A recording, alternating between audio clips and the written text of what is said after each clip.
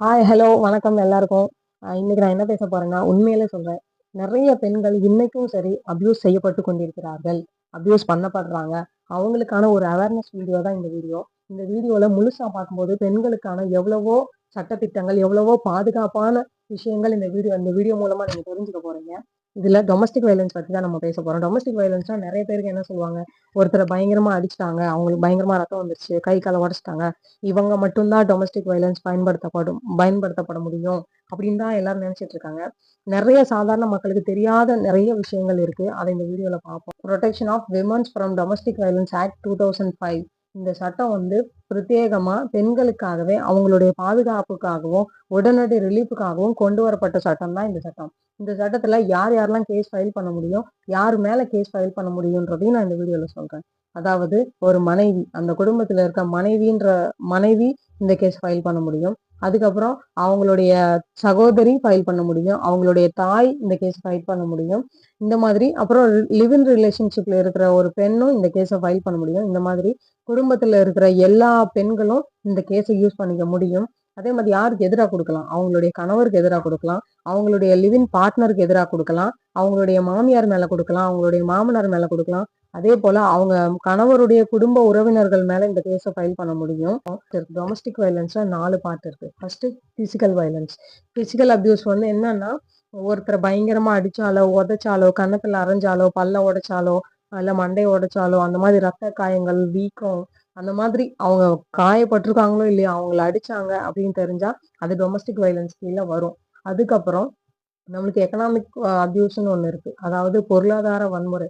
பொருளாதார வன்முறைன்னா என்னன்னு கேட்குங்க. பொருளாதார வன்முறைன்னா ஒரு பெண் வீட்டுல இருக்கும்போது அவங்களுக்கு தேவையான, அதாவது ஒரு பெண் இருக்கும் அவங்களுடைய குழந்தைக்கும், உங்களுக்கும் உங்களுடைய குழந்தைக்கும் தேவையான, அதாவது அவங்களுடைய வாழ்வாதாரத்துக்கு தேவையான, அவங்களுடைய பயன்பாட்டிற்கு தேவையான பண உதவிகளை அவங்க கணவர் கண்டிப்பா செய்யணும். அதே மாதிரி அவங்களுடைய உணவு, உடை, அப்புறம் மெடிசன்ஸ், அவங்களுக்கு ஏதாவது மருந்துகள் அவங்க பயன்படுத்துறாங்க அப்படின்னா அந்த மாதிரி நிறைய விஷயங்கள் அவங்களுக்கு அவங்க கணவர் கொடுக்கணும். அதுக்கப்புறம் வேலைக்கு போகக்கூடாதுன்னு தடுக்கவும் முடியாது. அதே மாதிரி அவங்க வேலை செய்யற இடத்துல போய் ஏதாவது ஒரு தகராறும் பண்ணக்கூடாது. ஒருவேளை அவங்க வேலை செய்ய இஷ்டப்படலை அப்படின்னா வேலை செய்ய இஷ்டப்படாதவங்கள வேலைக்கு போகணும்னு நம்ம கம்பல் பண்ணவும் முடியாது.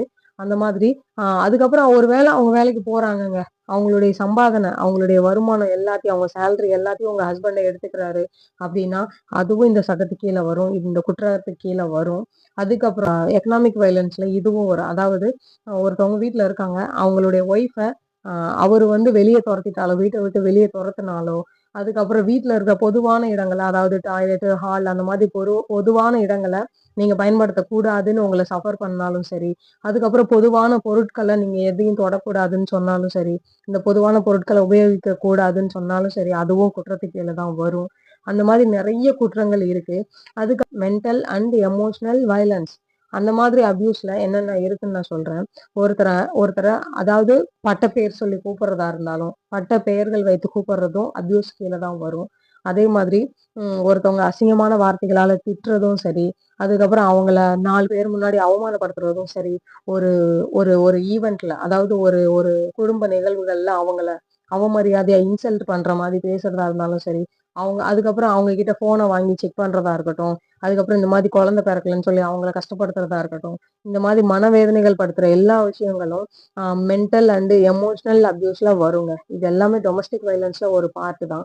அதுக்கப்புறம் என்னன்னா, ஒருத்தரை ஐசோலேட் பண்றது, அதாவது தனிமைப்படுத்துதல். ஒருத்தரை வீட்டுக்குள்ளேயே வச்சு அவங்கள தனிமைப்படுத்தினாலும் அதுவும் குற்றத்துக்கு கீழே தான் வரும். அதுக்கப்புறம் அவங்க கூட பேசாம இருக்கிறது, அதாவது வீட்லயே இருந்து அவங்க கூட பேசாம அவங்கள கஷ்டப்படுத்துறதும் ஒரு அபியூஸுக்கு கீழே தான் வரும்.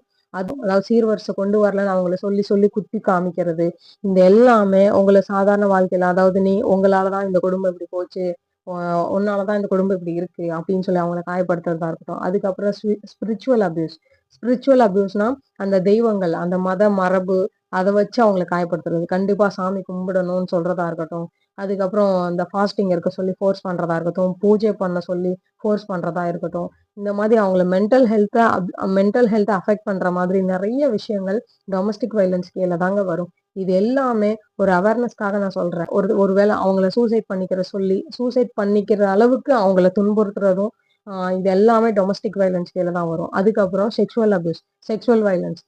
செக்ஷுவல் அபியூஸ்ல என்னன்னா, தன்னுடைய சொந்த மனைவியா இருந்தாலும் அவங்கள செக்ஷுவல் ரிலேஷன்ஷிப்ல அவங்கள ஃபோர்ஸ் பண்ணக்கூடாது, அவங்கள கட்டாயப்படுத்தக்கூடாது.